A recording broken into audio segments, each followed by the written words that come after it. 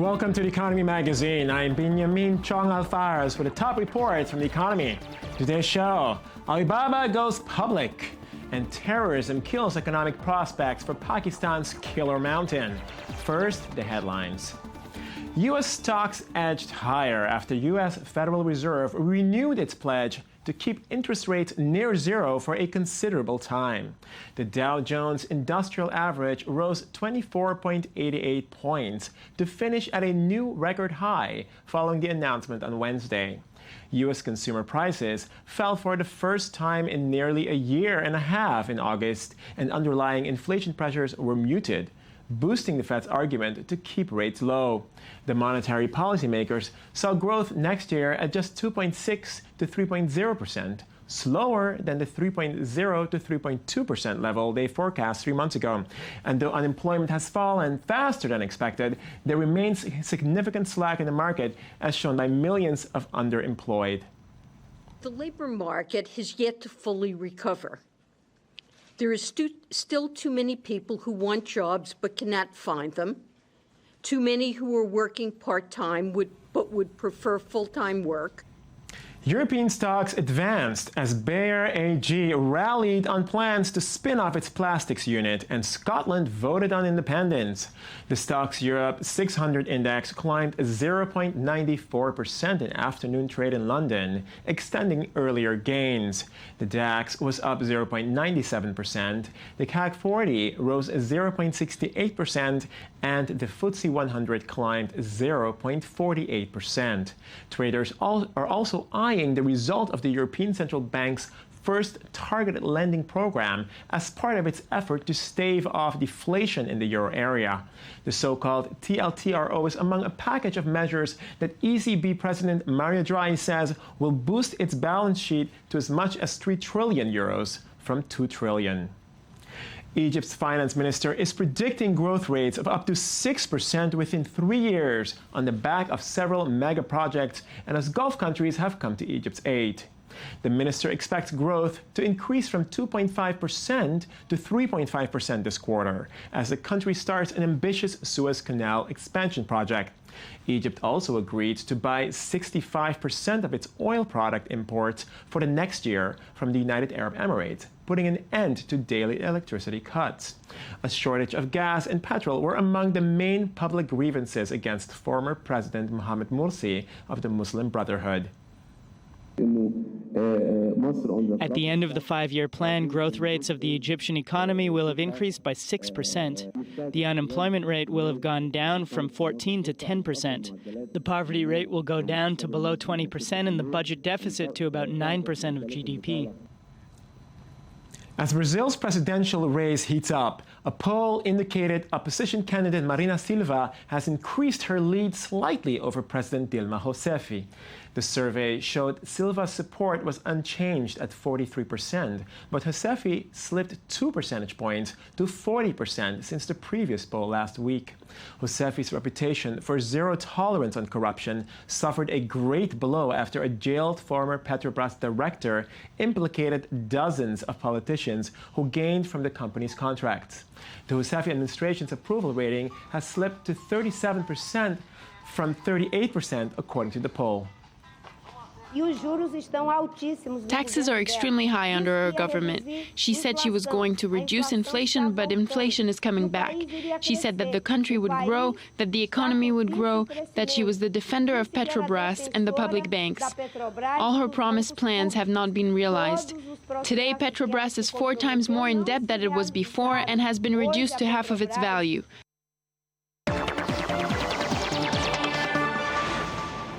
Everything about Chinese e-commerce giant Alibaba seems larger than life, and the initial public offering expected to raise as much as $25 billion, the biggest in U.S. history, will unleash a flood of wealth for founder Jack Ma and his partner. He is reported by Daniel Roth. All eyes are on Alibaba in the days leading up to what may prove to be a record-breaking initial public offering. The e-commerce company this week raised the price on its stock offering to between $66 to $68 from the $60 to $66 it was. But they kept the number of shares static. Based on this, the company could raise up to $25 billion, according to AFP. The Chinese company is listing on the New York Stock Exchange, but is still working to whip up hype on an Asian roadshow. Founder Jack Ma took a moment to talk about the fact that they won't be listing in Hong Kong. Some people have said that Hong Kong lost the opportunity to have Alibaba. I personally feel that Alibaba missed out on Hong Kong. I believe, I understand, and I especially support the fact that Hong Kong should not change its principle for one company or one enterprise, but Hong Kong must change for its own future because this world is in the midst of change. Alibaba, which based on the new prices would be valued at around $165 billion, is a behemoth. Its platform that connects consumers and producers alike reported profits of $2 billion in the second quarter of the year, a 46% rise in revenue. The company runs Taobao, which boasts 800 million products and more than 500 million consumers. They are testing a U.S. equivalent called 11 Main, which could threaten the likes of Amazon and eBay. Not that all American companies are worried. The IPO is a big event for Yahoo, which owns nearly 23% of Alibaba. And now for a discussion of Alibaba and the future of e-commerce in our Innovation Corner. Welcome to the Innovation Corner at I-24 News. I'm Natalie Ehrlich. Well, demand for Alibaba's stock market debut is proving even stronger than expected after reaching its target. The Chinese e-commerce giant is now upping its goal to $21.8 billion. And here to discuss further, we're joined by venture capitalist Andreas Stavropoulos, a partner at DFJ in Silicon Valley, which has over $7 billion in committed capital, and he specializes in e-commerce innovation. Thank you very much for joining us. Great to be here. Thank you for having me. Well, what is behind this huge investor demand behind Alibaba? Well, it's a great story, first of all. China is poised to become the largest economy from a purchasing power parity perspective in a few years. And the story of a company that has its roots there, that takes over the world in a global way, global domination, is new and therefore very exciting.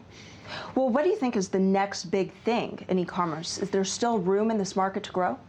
I think there is room. Every time as investors we think that a particular investment thesis has played itself out, we're always surprised by how many new things come up and upset the balance. So there's always room, I think, for things to change in the future. I see. Well, what do you think is the next big thing in e-commerce? Because this is your specialty. Right. Well, one of the things I've been talking about is the reinvention of retail in general. I think the idea that we get in a car and drive to a mall to look at otherwise commodity type items is going to be for the birds in the future. Everything will be coming to us in a completely personalized way, potentially with even different prices or bundles that will be personalized just for us. And the ability to go and buy things will just become that much easier. Well, how will it become more personalized? So there's companies out there. We're investors in some. One that comes to mind is Rich Relevance, that does a very good job of analyzing the data about what it is that we like, how do we, other people like us, make recommendations about the types of things that we might be interested in, and just do a better job of not showing us stuff that predictably we're not going to like. So for example, when you go into a store, it's set up in a particular way and it's the same for everyone. Imagine going into a store and the store being rearranged just for you. No such thing as sizes that are irrelevant to you. No such thing as colors that you don't like. Well, with a digital economy, you have the potential to do exactly that. So I think you're going to see more and more of that type of innovation happening. Well, how are these e-commerce innovators incorporating social media data and even apps to make this happen? Well, it turns out everything we do on the web leaves a digital footprint. And that can be slightly scary because it has implications about privacy, about who knows what about us. That's the sort of bad or scary side of the business. The good news is it can save us a lot of time. So depending on the different signals that companies put together, they can actually tell quite a bit about the types of things that we're likely to be interested in, and therefore not waste our time or theirs. So to sum it just all up here, what are you most excited about the e-commerce sector now?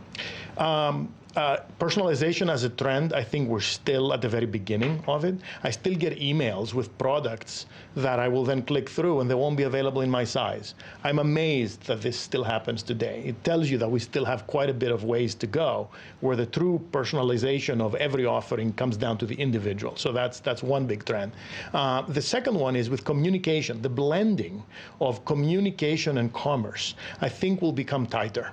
And I think Alibaba, frankly, knows about that, which is why you see them investing in some communications companies, including one of ours called Tango, which has Israeli founders, by the way, interestingly. So this idea that we go to a different place to buy things and a different place to communicate, I think you're already seeing with some of the efforts that Facebook and others are making, it's starting to go away. We will be communicating and shopping seamlessly. I'm very excited about that. Thank you very much for your insight. Andreas Stavropoulos, a partner at DFJ, coming here straight to Israel from Silicon Valley. My pleasure. Thanks for having me. Pakistani peak over 8,000 meters high called Killer Mountain once attracted thousands of foreign mountaineers, providing much-needed income to the local population. But following last year's murder of 10 trekkers and their guide, the region is now shunned by those who sustained it for years. This Pakistani peak is known as the Killer Mountain because of the number of climbers who've died trying to conquer it. But no one calls it that anymore. It brings back bad memories after 10 foreigners and their guide were murdered at its base camp last year. Since then, the whole region, dependent on tourism, has been in crisis. We don't prepare food, we just clean and wait for tourists. Usually restaurants prepare food, and when a guest arrives, they serve it within 20 minutes. Here, a guest has to wait for almost an hour, because we're waiting for tourists and looking at the clock. It's crazy that you have to wait for a tourist like you wait for a lover. With many of the highest peaks in the world, northern Pakistan is a paradise for climbers. Locals have lived off the industry for decades. But the region was hit badly by the fallout from the 9/11 attacks in 2001. The number of foreign visitors plummeted from hundreds to only 50 a day. And since last year's attack, those numbers have all but dried up. Many people cancelled their visit to Hunza, and we came down to 2 to 3 tourists every day. There is one hopeful sign for people here, though. The number of Pakistani tourists coming here is increasing. Every year almost we go for the vacations, especially in summer. Well, for the summer vacations we go abroad like USA, Europe and Malaysia, these sort of countries. This year I have visited all the northern part of Pakistan. So I've never seen such beautiful places and natural scenery and all over the world. But the trade for local businesses doesn't compare. Climbers from overseas employ porters and guides to scale the region's peaks and spend much more than domestic tourists. Pakistanis don't buy things from here as they don't need it. What would they do with a sleeping bag? So for us, the more foreigners come, the better it is for our business. And if they don't come then, of course, our business completely suffers. This remote part of Pakistan had, until last year, been largely untouched by the unrest affecting the rest of the country. But the perpetrators of those killings are still out there. And that isn't going to do anything to help international tourists return to this now deserted valley. And Daniel Roth joins us now to share some offbeat reports with us in Media Watch. Daniel, good to have you here. How's it going? Good. So I guess you have a story from The Guardian. Yeah, The Guardian has a story. It's a big story this week. A couple of weeks ago, John Oliver on his HBO show was talking about student debt. It's tripled in the last 10 years from $300 billion plus to over $1 trillion in the United States. Let me just think. Oh, wait a minute. That's right. Students are paying so much more for their college education. Or, I mean, it goes without saying, no? They're paying much, much more. It's ridiculous. There's many more people going to college. There's a lot of reasons for it. That's a good thing. But out of Occupy Wall Street came a movement to pay off this debt. It's called strike debt. And their aim was to kind of say, we're not defined by our debt. We're not going to live our lives owing money to the system.